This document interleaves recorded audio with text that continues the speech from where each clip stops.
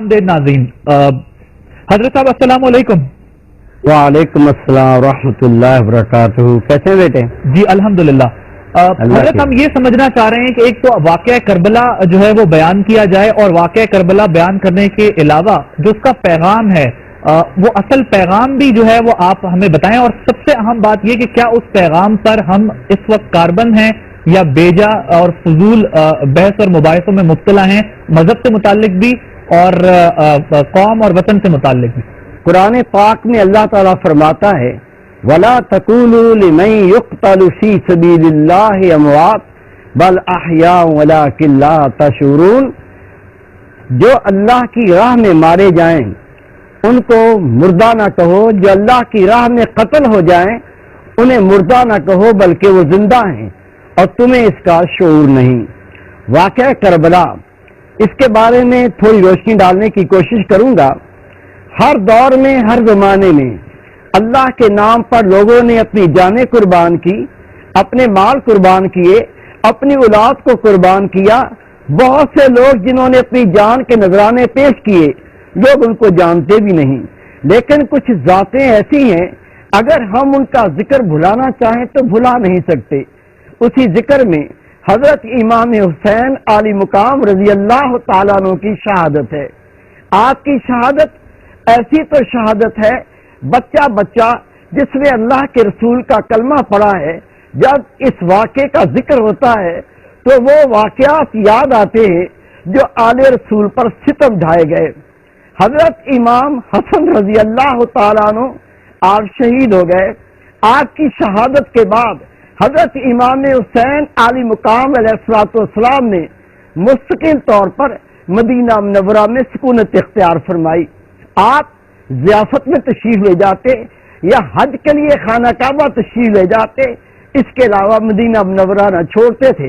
हजरत इमाम हुसैन आली मुकाम आप रसूल पाक के नवासे, आपने जो दीन इस्लाम के लिए कुर्बानी दी वो तारीख का एक ऐसा बाब है जिसे भुलाया नहीं जा सकता। हजरत अमीर माविया रजी अल्लाह ताला अन्हु 4 रजब 60 हिजरी में वफात पाते हैं। आपके वफात के बाद आवारगान शाम ने यजीद को बादशाह के तख्त पर बिठाया। उसमें फिस्को फजूर शुरू किया, गंदगियां पैदा हुई, शिरल ताक का मजाक उड़ाया जाने लगा। जब तख्त पर बैठा इस कमजोर इंसान ने, इस फासिक फादर इंसान ने एक हुक्म जारी किया और हुक्म ये था, और हुक्म दिया गया रसूल पाक के साहबी हजरत वलीद बिन उक़बा रज़ी अल्लाह ताला अन्हु को, और हुक्म ये था, फरमान ये था, हजरत इमाम हुसैन आली मुकाम अलैहिस्सलाम, हजरत अब्दुल्ला इब्ने अब्बास रज़ी अल्लाह ताला अन्हु, हजरत अब्दुल्ला इब्ने जुबैर रज़ी अल्लाह ताला अन्हु और अब्दुर्रहमान बिन अबू बकर रज़ी अल्लाह ताला अन्हु से मेरी बैत ली जाए। हजरत वलीद बिन उक़बा रज़ी अल्लाह ताला अन्हु ने बुलाया और फरमान पढ़कर सुनाया। असहाबा किराम ने फरमाया, ऐ वलीद, तू रसूल पाक का साबी है, आप खुद बताइए क्या यजीद इस लायक है कि उसको मुसलमानों का, इस्लाम का बादशाह तस्लीम किया जाए? आपने फरमाया, मैंने मसलतन आपको बुलाया है ताकि आपको बता सकूं कि यजीद के इरादे क्या हैं। आप ये बात पहुंचाकर फारिग हो गए, लेकिन इस पर भी यजीद ने सब्र न किया। शोबान की इब्तिदा में एक नया फरमान जारी किया और ये फरमान ये था, ऐ वलीद बिन उक़बा, मैं तुम्हें हुक्म देता हूं, असहाबा किराम से मेरी बैत लो। अगर वो खुशी से नहीं मानते, सख्ती से बैत लो, उन्हें कैद करो, अगर फिर भी नहीं मानते उन्हें कत्ल कर दो। ये बात सुनकर हजरत वलीद बिन उक़बा रज़ी अल्लाह ताला अन्हु जलाल में आ गए, उठ के खड़े हो गए और आपने फरमाया, मैं तुझे दीन इस्लाम का बादशाह तस्लीम नहीं करता, फिर मैं उनसे तेरी बैत किस तरह लूं? ये कहना था। उसी मजलिस में मरवान बैठा हुआ था, उसने कमीनगी की इंतहा की और खुफिया तौर पर यजीद को खत लिखा और ये भी तहरीर फरमा दिया और ये भी लिख दिया गया कि हजरत वलीद बिन उक़बा रज़ी अल्लाह ताला अन्हु ने ये भी फरमाया है یزید کو یہ اطلاع پہنچنی تھی. آپس میں رات کو صحابہ کرام نے مشورہ کیا ہمیں ایک مقام پر نہیں رہنا چاہیے, ہمیں منتشر ہو جانا چاہیے. اور اس کا عمل اس طرح سے ہوا. حضرت عبداللہ ابن عباس رضی اللہ تعالیٰ عنہ آپ عمرے کی نیت کرتے, خانہ کعبہ جاتے, عمرہ کر کے واپس مدینہ منورہ تشریف لاتے, نبی پاک صلی السلام پیش کرتے, قبر انور کی زیارت کرتے, ایک دن قیام کرتے اور اگلے دن پھر عمرہ کی نیت کر کے خانہ کعبہ روانہ ہو جاتے. حضرت امام حسین عالی مقام علیہ السلام اور حضرت عبداللہ ابن زبیر رضی اللہ تعالیٰ عنہ آپ دونوں حضرات نے بھی خانہ کعبہ کا قصد کیا. آپ وہاں سے روانہ ہوئے. آپ خانہ کعبہ پہنچے, خطوط آنے شروع ہوئے. کوفہ سے اس مضمون کے خطوط آتے, اے امام حسین ہم آپ سے بیعت کرنا چاہتے ہیں, ہم یہ چاہتے ہیں کہ آپ کی امامت میں یزید سے جنگ کری جائے, جنگ کی جائے, اور ہم آپ کو اپنا امیر مقرر کرنا چاہتے ہیں, آپ کوفہ تشریف لائیں. ادھر یزید اس کے اندر آگ جلی ہوئی تھی. جب آپ نے انکار کیا اس نے حضرت ولید بن عقبہ رضی اللہ تعالیٰ عنہ کو معزول کر کے مروان کو مدینہ منورہ کا حاکم مقرر کر دیا. جب امام حسین عالی مقام کے پاس کوفہ سے خطوط آئے, آپ نے فرمایا میں کوفہ جانا چاہتا ہوں. حضرت عبداللہ ابن عباس رضی اللہ تعالیٰ عنہ نے فرمایا اہل کوفہ کے نہ قول پر یقین ہے نہ فعل پر یقین ہے, آپ وہاں نہ جائیے. آپ نے فرمایا اے عبداللہ ابن عباس, جب روز محشر اللہ تعالیٰ مجھ سے پوچھے گا اے حسین تجھے شریعت پاک جاری کرنے کے لیے, اسلام کو بلندیاں عطا کرنے کے لیے کوفہ والوں نے بلایا تھا, تم نے بدگمانی کیوں کی, تم وہاں کیوں نہ گئے, تو میں اللہ تعالیٰ کو کیا جواب دوں گا. اور حضرت مسلم بن عقیل رضی اللہ تعالیٰ عنہ کو حضرت امام حسین کا نائب بنا کر کوفہ بھیجا گیا. آپ وہاں پہنچے, لوگوں نے آپ کی بے پناہ تعظیم کی, بے پناہ عزت کی, اور 40,000 افراد نے آپ کے ہاتھ پر امام حسین کی بیعت کی. یہ بات یزید کو معلوم چلی. یزید نے ابن زیاد کو حکم دیا کہ کوفہ پر تو حاکم بن جا, پہلے حاکم کو معزول کرتا ہوں اور مسلم بن عقیل کا سر کاٹ کر میرے پاس بھیج دے. اس ظالم نے حضرت مسلم بن عقیل رضی اللہ تعالیٰ عنہ کی گردن کاٹ کر حضرت کو شہید کر کے شام یزید کے پاس بھیج دیا, اور آپ کے دونوں معصوم صاحبزادے کو حضرت مشکور کے پاس قید کر دیا. حضرت مشکور رحمت اللہ علیہ فرمانے لگے میں یہ ظلم میں حصہ دار نہیں بننا چاہتا. آپ نے دونوں بچوں کو آزاد کر دیا. ابن زیاد کو معلوم چلا, وہ ظالم آ پہنچا, کہتا ہے تجھے نہ میرا ڈر ہے نہ حاکم کا خوف ہے, تم نے بچوں کو آزاد کیوں کیا. حضرت مشکور رحمت اللہ علیہ فرماتے ہیں میں اہل بیت سے محبت کرتا ہوں, میں اپنے نبی پاک سے محبت کرتا ہوں, میں ظلم میں تیرا حصہ دار نہیں بن سکتا. اس ظالم ابن زیاد نے 500 کوڑوں کی سزا کا حکم دیا, اور ان 500 کوڑوں کی سزا میں حضرت مشکور رحمت اللہ علیہ شہید ہو گئے. حضرت امام حسین عالی مقام آپ کو حضرت مسلم بن عقیل خط لکھ چکے تھے کہ یہاں یہ حالت ہے, 40,000 افراد آپ کی بیعت قبول کر چکے ہیں, آپ نے جانے کی تیاری کی. حضرت عبداللہ ابن زبیر فرمانے لگے میں آپ کو تنہا نہیں بھیجوں گا, میں آپ کو اس طرح تنہا نہیں جانے دوں گا. حضرت امام حسین عالی مقام نے حضرت عبداللہ ابن زبیر کو پیار سے دیکھا, محبت سے دیکھا, دیکھ کے فرماتے عبداللہ میں نے اپنے نانا جان حضور نبی کریم حضرت محمد مصطفیٰ احمد مجتبیٰ صلی اللہ علیہ وسلم سے سنا, آپ نے فرمایا میری ایک بکری خانہ کعبہ میں ذبح کی جائے گی. عبداللہ تم اللہ کے محبوب کی وہ بکری ہو جو تمہیں خانہ کعبہ میں ذبح کیا جائے گا. اور رسول پاک نے امام حسین کو بھی مطلع فرما دیا تھا کہ آپ کو کربلا میں شہید کیا جائے گا، اپنا ذکر نہیں کیا۔ آپ نے فرمایا عبداللہ ابن زبیر تم خانہ کعبہ میں رہو گے اور میں کربلا جاؤں گا۔ جب آپ 14ویں منزل پر پہنچے تو آپ کے ساتھ حضرت بشیر بن غالب تشریف فرما ہوئے۔ آپ نے فرمایا بشیر اہل کوفہ کا بتاؤ۔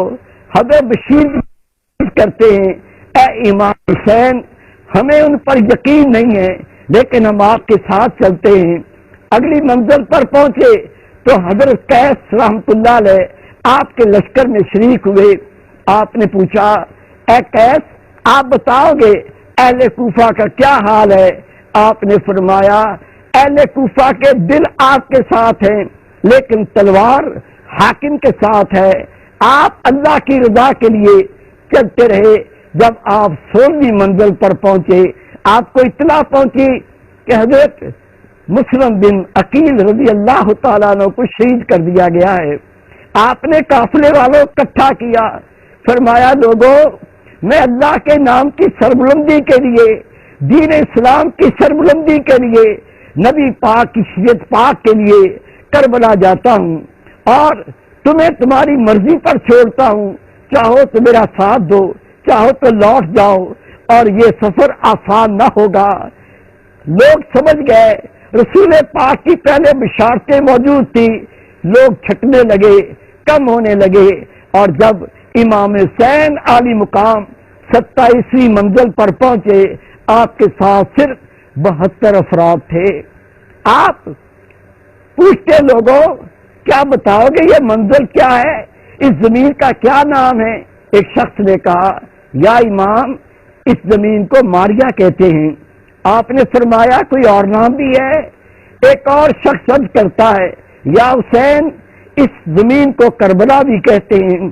آپ نے سر اوپر اٹھایا، آسمان کو دیکھا، کہا الحمدللہ یا اللہ تیرا بندہ حاضر ہے، یا اللہ تیرا بندہ حاضر ہے، میں اپنے نانا جان کی دین کی بلندی کے لیے، اسلام کی سربلندی کے لیے حاضر ہوں۔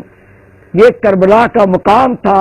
حضرت امام حسین عالی مقام نے فرات کے کنارے پر خیمے نصب کیے، آپ وہاں موجود تھے۔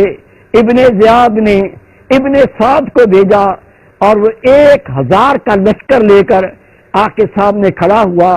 ابن زیاد نے پیغام بھیجا یا تو یزید کی بیعت کر لو، اگر بیعت نہیں کرتے تو جنگ کے لیے تیار ہو جاؤ۔ آپ نے پیغام کا پرچہ اچھال دیا، فرمایا میں تیری کسی بات کا جواب نہیں دیتا، ظالم کا ماتحت بھی ظالم ہوتا ہے۔ اب یہ وہ واقعات ہیں جو اتنے درد بھرے ہیں، اہل بیت کے ساتھ امام حسین موجود ہیں، آپ کو یہ کہا جا رہا ہے کہ یزید کی بیعت کرو۔ یزید کون تھا؟ فاسق و فاجر۔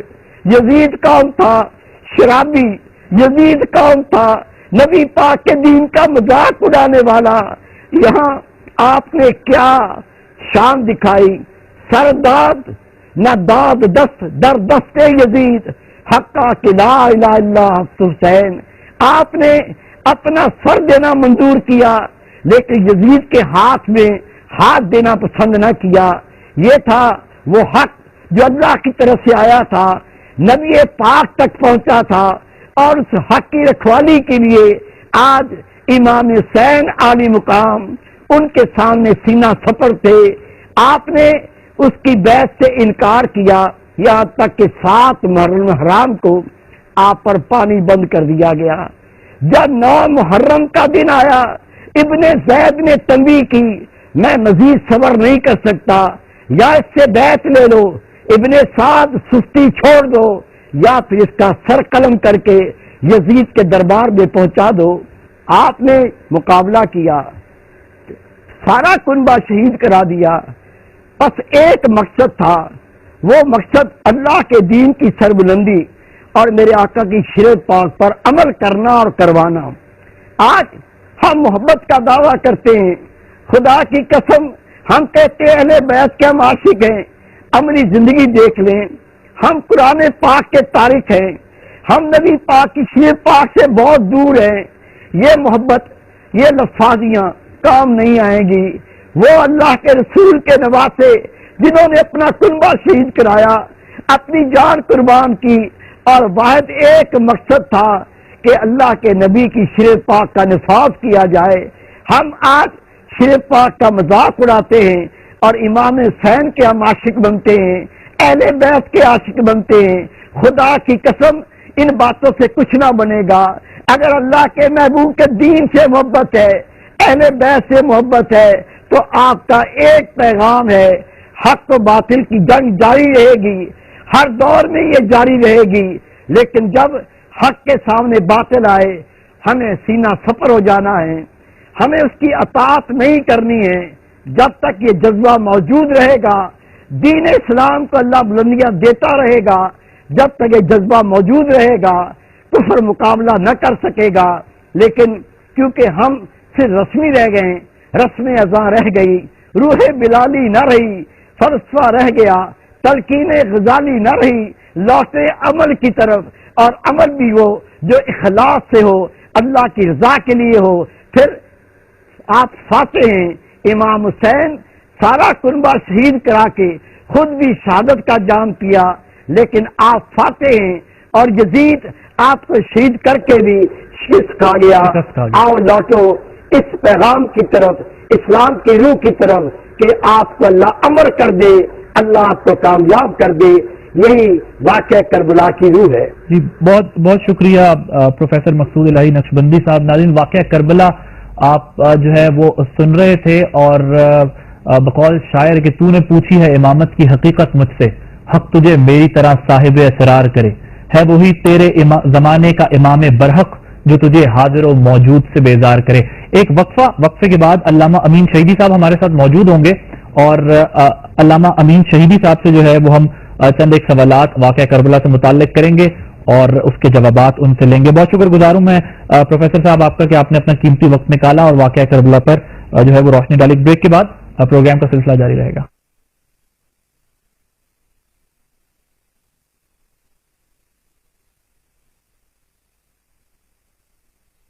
پروگرام میں ایک بار پھر خوش آمدید ناظرین. بریک سے پہلے آپ واقعہ کربلا سن رہے تھے پروفیسر مقصود الہی نقشبندی صاحب سے.